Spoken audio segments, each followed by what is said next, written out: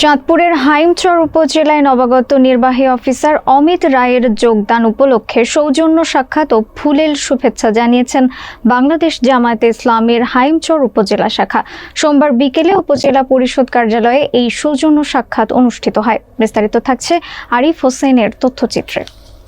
জামায়াতের পক্ষ থেকে নবাগত ইউএনওকে ফুল দিয়ে শুভেচ্ছা জানান হাইমচর উপজেলা জামায়াতের সম্মানিত আমির মাওলানা আবুল হোসেন এবং সেক্রেটারি জসিমউদ্দিন বাহার।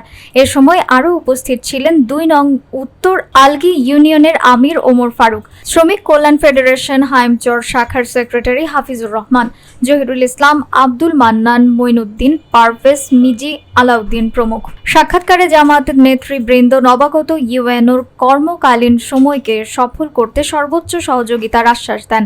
নবাগত ইউএনও জনাব অমিত রায় সাক্ষাতে সন্তোষ প্রকাশ করে বলেন, সকল রাজনৈতিক দল এবং সাধারণ জনগণের সহযোগিতা নিয়েই হাইমচরকে একটি সুশাসিত ও উন্নয়ন সমৃদ্ধ উপজেলা হিসেবে গড়ে তুলতে চাই। আইন শৃঙ্খলা রক্ষা ও জনসেবায় আমি সব সময় সচেষ্ট থাকব। তিনি আরও জানান, জনপ্রতিনিধি, রাজনৈতিক নেতৃবৃন্দ এবং সাধারণ জনগণের সম্মিলিত প্রয়াসেই হাইমচর উপজেলাকে একটি মানসম্মত উপজেলা হিসেবে গড়ে তোলা সম্ভব।